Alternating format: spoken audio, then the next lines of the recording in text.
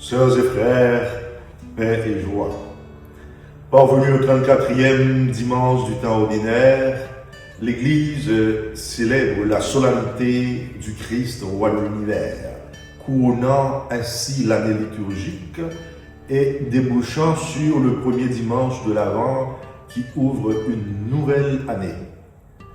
Cette année, nous concluons le cycle pour entrer dans un nouveau cycle A. Donc, nous allons commencer à lire l'Évangile selon Matthieu, alors que nous avons terminé l'année C, où nous avons lu l'Évangile selon Luc.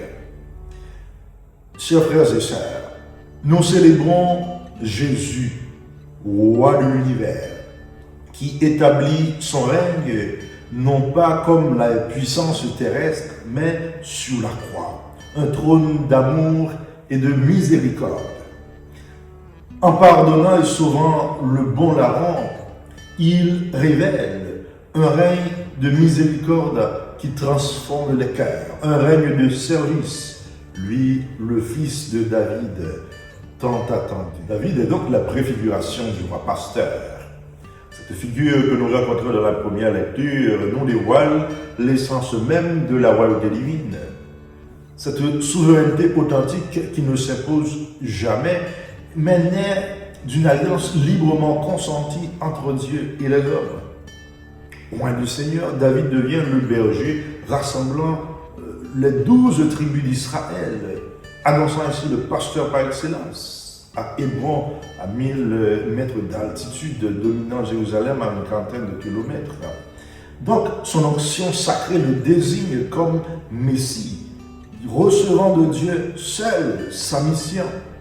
Cette scène prophétique illumine déjà la royauté du Christ, un pouvoir qui se fait service, une autorité qui n'est qu'amour. L'idéal du roi pressenti en David trouve son accomplissement parfait vraiment en Jésus-Christ, le fils de David, le fils de Dieu. Sa royauté transcende les réalités terrestres pour régner dans les cœurs par la vérité et par la miséricorde. Et son trône glorieux, c'est donc la croix, d'où il attire l'humanité vers lui. Et il les attire à la vie. Quand j'aurai été élevé des terres, j'attirerai à moi tous les hommes. Donc ce roi crucifié nous incorpore dans son règne d'amour. À chaque Eucharistie, il fait de nous des témoins de cette victoire. Donc ce roi crucifié est un scandale pour notre logique humaine. En effet, avec cette fête du Christ roi, l'Église nous place au pied de la croix, un trône paradoxal où culmine la révélation. Ce roi ne correspond à aucune logique humaine, avons-nous dit, aucun de nos schémas de pouvoir. Il règne dans la dépossession totale. Une couronne d'épines, des railleries, sauve-toi toi-même, résonne aujourd'hui avec nos tentations de puissance, de succès immédiat. Nous voulons nous sauver nous-mêmes. Et seul, quelquefois, combien de fois attendons-nous un Dieu qui agisse selon notre logique? La croix nous dérange car elle dénonce notre fascination pour les pouvoirs qui écrasent et notre méfiance envers l'amour qui se donne gratuitement. Avec Jésus, nous assistons à une révolution de la miséricorde.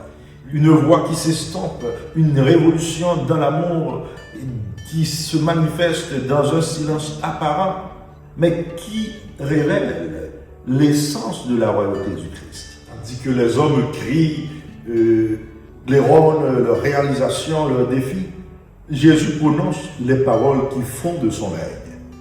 Père, pardonne-leur. Et aujourd'hui, avec moi, tu seras dans le paradis. Voilà le cœur de sa souveraineté. Non la domination, mais le pardon. Non la condamnation, mais la miséricorde. Le bon larron, par son acte de foi humble, devient le premier citoyen de ce royaume. la grâce devance tout mérite. Jésus inverse nos valeurs, ce n'est pas l'innocence qui sauve, mais la vérité connue. La vie éternelle, le Père, c'est qu'il croit en celui que tu as envoyé. Sœurs et frères, l'actualité de cette royauté est concrète encore aujourd'hui. Cette vision demeure profondément actuelle dans un monde où les pouvoirs montrent leurs limites. Les guerres, les conflits armés, ça et là, trahissent les efforts de paix des peuples. Le Christ roi nous propose un autre modèle. Chaque fois que nous privilégions la force sur le dialogue, l'exclusion sur l'accueil, nous contestons la croix du Christ. Chaque fois que nous marginalisons Dieu pour construire notre propre bonheur, nous avançons dans la ligne d'Adam. Cette fête est un rappel urgent.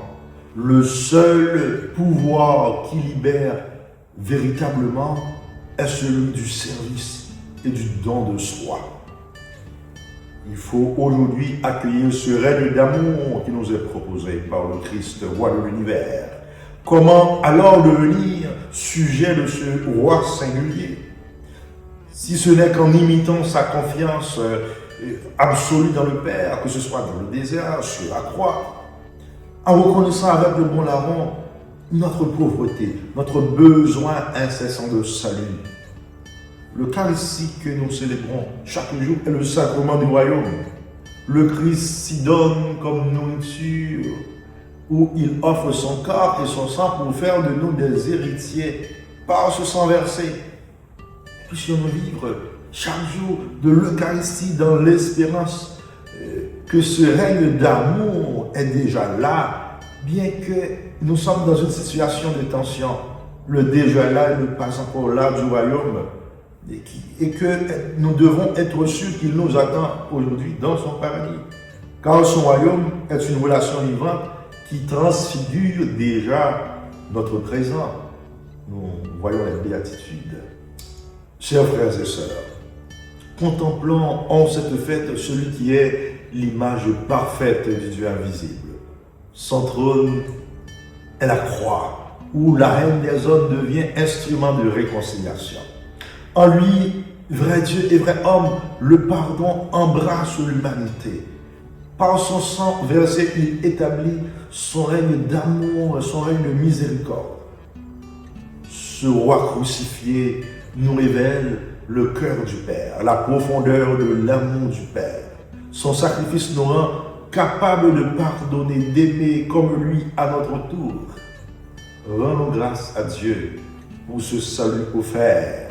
Accueillons son règne d'amour qui transfigure nos vies et notre monde. Amen.